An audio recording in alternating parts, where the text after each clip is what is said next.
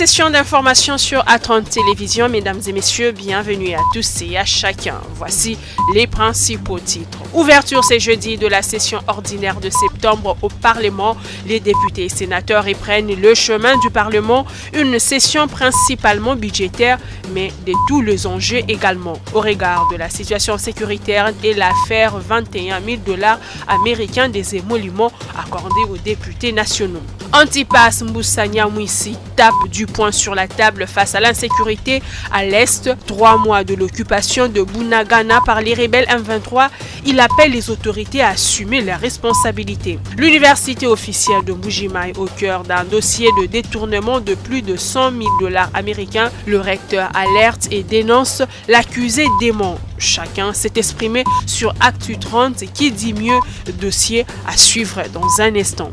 C'est tout pour le titre. Place au développement. Les deux présidents de deux chambres ont rendu public leur communiqué. Les parlementaires conviés ce jeudi pour l'ouverture de la session ordinaire de septembre, la dernière de l'année 2022. La session est essentiellement budgétaire puisque les élus devront examiner le projet de loi de finances 2023 déjà adopté au Conseil des ministres et dont le budget est évalué à 14,6 milliards de dollars américains. Un projet budgétaire dont le dépôt à l'Assemblée nationale pourra d'ailleurs intervenir le même jeudi 15 septembre ou quelques jours après. Outre l'examen du budget, la session s'ouvre également sous les coups de la polémique 21 000 $ des émoluments de députés nationaux, sans oublier l'occupation de Bunagana par les rebelles M23, un sujet pour lequel les députés et sénateurs devront sans doute s'exprimer. Les réformes, l'examen et l'adoption de plusieurs autres lois sont aussi à attendre. La session est donc de tous les enjeux, mais pourra être aussi de tous les dangers au regard des controverses qui ne peuvent manquer au sein de l'hémicycle, temple de la démocratie. Mais pour ce jeudi, les temps forts seront les discours d'ouverture que prononceront de part en part les deux présidents de l'Assemblée nationale et du Sénat. Le président de l'Assemblée nationale, Christophe Mbosoko Diapwanga, a reçu ce mercredi la nouvelle chargée d'affaires de l'ambassade des États-Unis d'Amérique en République démocratique du Congo.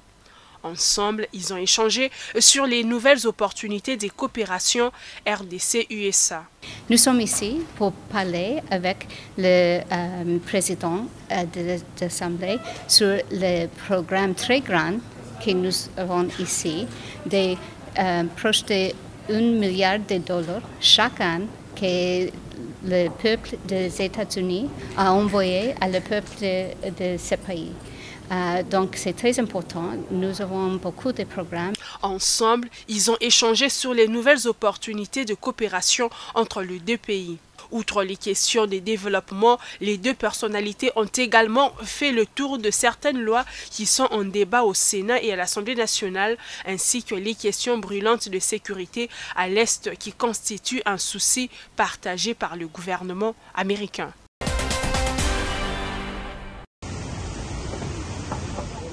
Le Premier ministre congolais Jean-Michel Sama Lukonde a clôturé son séjour dans l'espace Kasaï.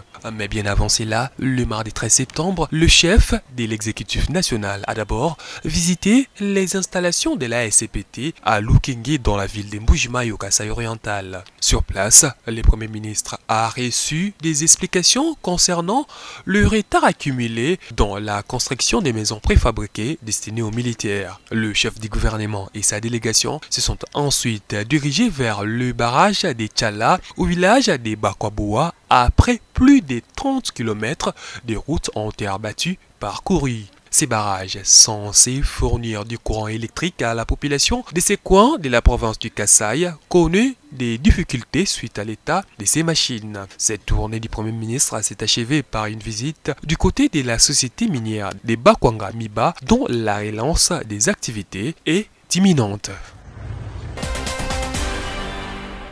Bintou Keïta, la représentante spéciale du secrétaire général de l'ONU, était ce mercredi 14 septembre au quartier général de la Commission électorale nationale indépendante. Accompagnée du représentant de PNID en RDC, la chef de la MONUSCO était reçue par Denis Kadima, président de la CENI, qui était lui accompagné de ses deux vice-présidents. Les échanges ont tourné sur la synergie des efforts entre la centrale électorale et les organismes du système des Nations Unies pour le bon déroulement du processus électoral.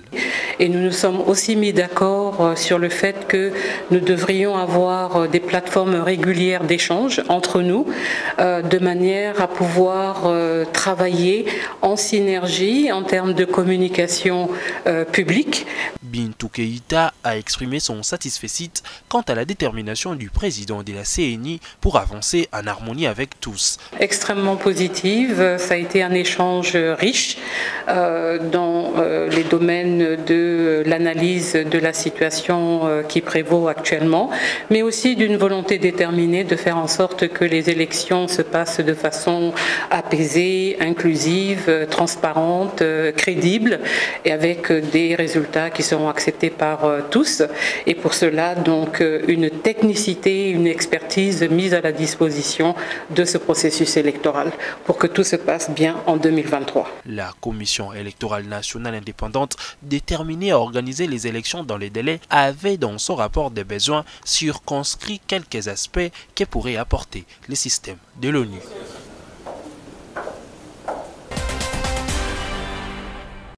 La cité des Bunagana au nord Kivu, toujours occupée par les rebelles M23. Cela fait 3 mois déjà. Une situation qui inquiète la société civile et les autorités locales de Rutshuru. Le président du RCD-KML, Rassemblement congolais pour la démocratie Kisangani, mouvement de libération, déplore cet état de choses. Antipas Boussagnamoussi sonne l'alarme pour une solution rapide. Oui, justement, c'est exactement 3 mois parce que c'était tombé, je crois, le 12 juin ou le 13, je ne sais pas. C'est à peu près. Bon. Nous regrettons que jusque-là, ça soit toujours entre les mains des rebelles. Nous pensons que les autorités sont en train de faire le nécessaire pour qu'elles soient libérées. Parce que c'est quand même une des grandes portes d'entrée du pays qu'on ne peut pas laisser entre les mains des rebelles qui répondent d'une logique qui n'a rien à voir avec le Congo. Unis on l'est, mais après tout, il faut que ceux qui sont à la gestion fassent leur travail.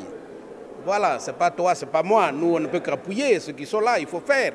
La cité est située à plus de 1000 km au nord-est de Goma, groupement de Djoba dans les territoires de Rutshuru, à la frontière avec l'Ouganda. Selon les notabilités locales, le mouvement rebelle M23 a déjà installé une administration parallèle dans la cité des Bunagana, où il a nommé ses dirigeants et fait payer des taxes mensuelles à quelques habitants qui y sont restés.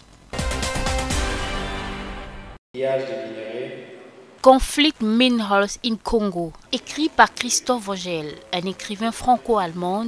Le livre a été présenté mardi à Kinshasa devant plusieurs invités de marque et amoureux de la lecture. Dans cette œuvre littéraire de 80 000 mots, l'auteur contextualise le rôle des minéraux dans les conflits armés à l'est de la RDC et énumère les différents facteurs à la base. Il cite entre autres les facteurs locaux. Les recherches qui ont abouti à la réalisation de cet ouvrage ont été réalisées dans le nord et sud Kivu. Ce livre essaye un peu de contextualiser le rôle des minéraux dans le conflit, mais sans pour autant réclamer que ces guerres et ces conflits sont uniquement à cause des minéraux. Donc il y aura aussi une contextualisation qui va montrer qu'il y a beaucoup de différents facteurs qui ont motivé les conflits armés à l'est de la RDC, notamment les facteurs locaux, fonciers, coutumiers, notamment les facteurs géopolitiques, mais aussi les facteurs coloniaux et post-coloniaux qui vont souvent au-delà de la simple question minière. La période de recherche, c'était entre 2013 et 2018, mais le livre couvre aussi des événements avant cette période. Et entre 2018 et 2022, la période d'écriture a eu lieu.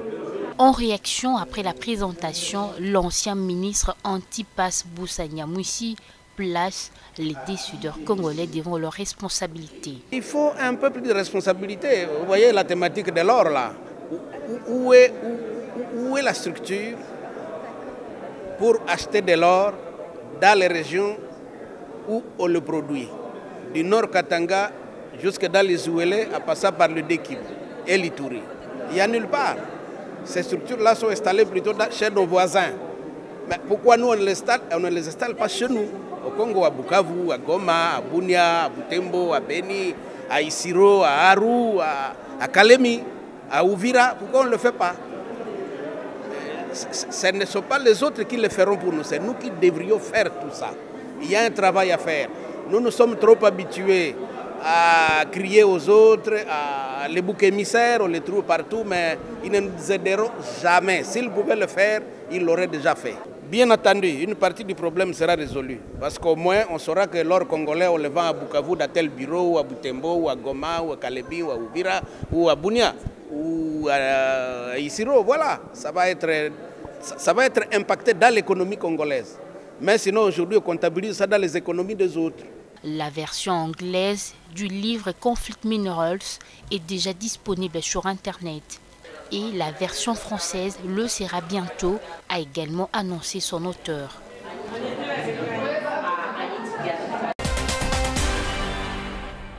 L'université officielle de Mbuji-Mayi est victime des détournements de plus de 100 000 $ américains. C'est l'alerte lancée par les recteurs de cet alma mater à la suite d'une enquête minutieusement menée. Le professeur Abbé Apollinaire Tibaka pointe du doigt l'administrateur du budget de l'université qui serait en complicité avec des agents des deux banques. Des institutions bancaires qui ont été d'ailleurs saisies par le numéro 1 de l'UEM pour des explications. Depuis Mbuji-Mayi, le recteur a été joint et a dit toute sa raclée. Bon, ce qu'il y a, c'est que dans une banque, il a fait de retrait sans ma signature, avec sa seule signature, mais en complicité avec des agents à l'intérieur de cette banque-là.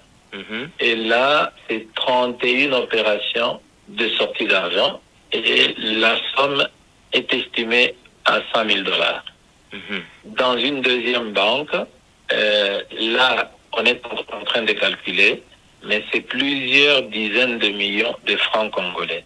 Là, c'est des chèques qu'il a signés seul et retirés seul à la banque, mais aussi des virements intercomptes qui étaient supposés passer d'un compte de l'université à l'autre pour nivellement. Mais l'accusé, l'administrateur du budget qui séjourne à Kinshasa depuis quelques jours, rejette formellement ces allégations. Approché pour donner sa version des faits, Fidel Nyandou parle plutôt d'une campagne de SAP contre son image. Quand il dit dans une banque, il a compté 31 opérations. Peut-être 31 opérations, je pense que c'est peu, peut-être. Ça peut être au-delà de 31 opérations. Je pense que c'est chez Advance Bank. Tout ce qui s'est passé chez Advance Bank, là, il est informé. Et c'est sous ses demandes, ses ordres que ces opérations-là étaient faites. Dans notre groupe comité de gestion, dans le groupe où il y a toutes les informations relatives à la gestion et tout ça, le recteur Tibaka, comme il est Seigneur, comme il est Dieu le Tout-Puissant, tout le monde le craint, il m'a retiré de ce groupe WhatsApp. Donc j'ai aucune information du comité de gestion. Toutes ces accusations sont fausses, le recteur veut juste me nuire. Et il sait le pourquoi. Ma lettre là que j'ai écrite au ministre contient tous les détails possibles. Mais pourquoi on évite ma lettre là? Ma lettre explique tout. Entre-temps, le ministre de l'Enseignement supérieur et universitaire, en mission au Grand Kasaï dans la délégation du Premier ministre, s'est lui aussi saisi de cette affaire qui mine la grande université de Mbuji-Mayi. Moyindo Nzangi promet des solutions idoines. Je voudrais ici vous dire que j'ai envoyé une commission d'enquête. Et cette commission m'a déjà donné la première partie du rapport. Il se peut que il y a des actes qui ont été posés par certains membres du comité de gestion. Je voudrais vous rassurer que dès demain, des décisions vont être prises. C'est puisque les gens ne me connaissent pas qu'ils essaient de me faire épée d'amalgame. Moi, je n'hésite pas à corriger là où il faut corriger. Entre dénonciation et démenti, la décision du ministre reste vivement attendue pour couper court à la controverse. Il a fallu de longues heures d'interrogation et d'audition de témoins pour que le colonel Mukalenga, désormais prévenu, confirme son voyage pour Butembo le 23 mars, et cela juste après le meurtre de 2 ressortissants chinois le 17 mars 2022 et rentré clandestinement à Bunia 4 jours après. Le 24 mars 2022. Acté. Des indices qui confirment son implication dans cette opération criminelle, estime le ministère public. Selon le colonel magistrat Kumbunguma, ces déplacements étaient pour fuir avec les 4 lingots d'or emportés pendant l'attaque de convoi de Chinois vers Ndorembi. Et nous disons, le prévenu Mukele, bien que nous ne sommes pas pour ce cas, il n'est pas dans le premier conflit. Il a eu opéré plusieurs fois. Lui et le colonel Soumaïli, en état d'arrestation, sont les cerveaux moteurs de ces braquages, a dit le ministère public. Et la vérité est éclatée aujourd'hui. Nous nous imprimons. Spanda, le lieutenant Pungwe, un autre cerveau-monteur cité dans ce dossier, est porté disparu. Il a été libéré après avoir versé une caution de 400 000 francs congolais exigée par la police d'investigation criminelle. Comportement condamné par la cour militaire de l'Ituri. L'auditorat supérieur militaire devra se saisir du dossier, a insisté le premier président de la cour militaire, le colonel magistrat Dienga Akelele Kelly, qui conduit l'instruction. Autre nom est celui d'un certain Bernard, l'un des criminels enfouis jadis protégés par les prévenus. Mais avec la technicité de la cour militaire, le prévenu Joël, un taximan de Bunia, a finalement craché la vérité, disant qu'il c'est le petit frère du colonel Mukalenga. Élément qui charge davantage cet officier supérieur. Ces dossiers risquent d'éclabousser bon nombre de gens, voire de hautes personnalités militaires. Pour l'instant, 2 colonels FARDC, 7 soldats de rang et un civil sont à la barre. Question de décourager la pratique d'antivaleurs au sein de l'armée. L'audience se poursuit le 16 septembre à la tribune officielle de Bunia.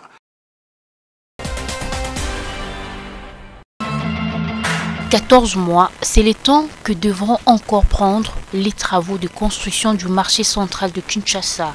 Une année depuis la fermeture du marché communément appelé Zando, les travaux évoluent normalement. Après l'étape des rasages et préparation du terrain consistant à la démolition de l'ancien édifice et l'évacuation des déchets et décombres de béton, place à présent à la deuxième phase. À en croire les responsables de la coordination de pilotage et suivi des projets de la ville et superviseurs du projet jusqu'à 20 mètres, des profondeurs vont être creusées pour construire les fondations. Cette étape de la construction constitue près de 60% de l'ensemble des travaux du marché. Le projet de construction du nouveau marché central se fait sur un site qui avait à l'époque abrité un autre marché central. Donc la première phase, c'était de démolir tout ce qu'il y avait. On a démoli les structures apparentes, on a démoli tous les bétons qui étaient souterrains, on les a évacués, on a aplani les terrains pour pouvoir recevoir maintenant les nouvelles structures, fondations sous terre et tout ce qui sera apparent qui va arriver. Nous sommes à la phase de commencer à faire les fondations. C'est comme ça que vous voyez cette grosse machine-là. C'est cette machine qui fait des trous où on va mettre les bétons pour les fondations du marché. Donc aujourd'hui, nous sommes à la phase où nous allons commencer à mettre les fondations pour recevoir notre édifice. Les premiers occupants des étalages et magasins seront d'abord les commerçants qui occupaient l'ancien édifice et relocalisés dans des marchés provisoires.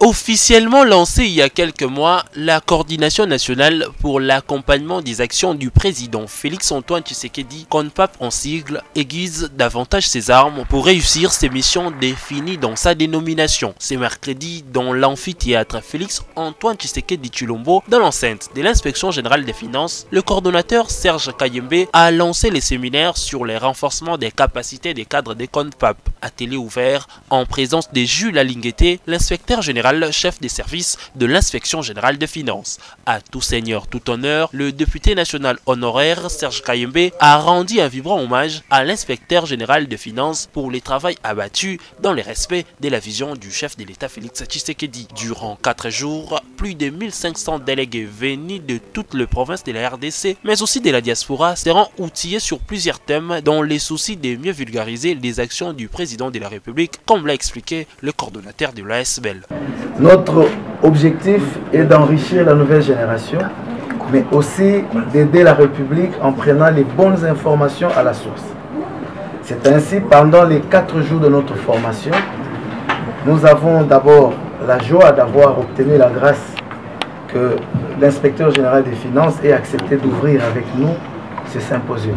Pour sa part, l'inspecteur général de finances a fait l'état des lieux de la lutte contre la corruption depuis l'avènement de Félix-Antoine Tshisekedi Tshilombo au pouvoir. C'était une fierté pour nous de leur dire tout d'abord les constats que son Excellence, Monsieur le Président de la République, avait fait en son temps sous l'état de la corruption dans notre société et les mesures qu'il a édictées et qu'il a communiquées à l'inspection générale des finances que nous devons vraiment prendre pour que nous puissions nous investir à fond dans la lutte contre cette antivaleur. Voilà, c'est une fierté dont nous avions communiqué avec nos compatriotes sur cette situation. J'espère qu'ils ont suffisamment compris et ils seront le porte-parole du chef de l'État par qui ils vont passer. A noter que la CONPAP est une ASBEL qui réunit des intellectuels, des experts engagés à concourir au bien-être des Congolais et qui croient en la vision du 5e président de la République démocratique du Congo. Que de la prévention. Des cadres et membres du CONPAP participent durant 4 jours au séminaire de formation et de renforcement des capacités. Pour ces premiers jours, ces délégués venus de toutes les provinces de la RDC mais aussi de la diaspora ont eu un échange fructueux avec l'inspecteur général des finances, chef des services ainsi que ses adjoints. Oui, je venais de suivre avec beaucoup d'attention toutes les missions de l'IGF. C'était vraiment intéressant que nous soyons là pour connaître au moins les missions de l'IGF. Il a essayé de parler un peu ce qui concerne tout ce qui doit être fait concernant les contrôles financiers. L'appréciation est simple pour moi. Il devrait au fait que tous les Congolais doivent savoir ce que l'IGF apporte, ce que l'IGF fait. Donc c'était vraiment très enrichissant de connaître leurs missions, leurs attributions et le travail qui est fait en profondeur pour améliorer le développement du pays, améliorer les recettes du pays, lutter correctement contre la corruption. Pour nanga attaque participante na sepeli makasi na mituna oyo totunaki inspecteur oyo nga d'abord contente que non totunaki ba femme entrepreneur bazo souffrir makasi na mboka na biso totuna ba nini na ba banque te donc quand même inspecteur azalaki wana pona ko assurer biso que non na ba fond oyo azo sala il faut tozala caisse na biso moko po que non lelo boye ba to luka moya ko soutenir quand même entrepreneurs. Il s'y est de rappeler que ces symposiums de renforcement des capacités se tient sous le thème la CONPAP, outil solide d'accompagnement de la vision du président de la République et les relais communautaires de communication, de vulgarisation et de sensibilisation des actes de développement. Merci. C'était l'essentiel de l'actualité. Merci de votre fidélité à A30 Télévision.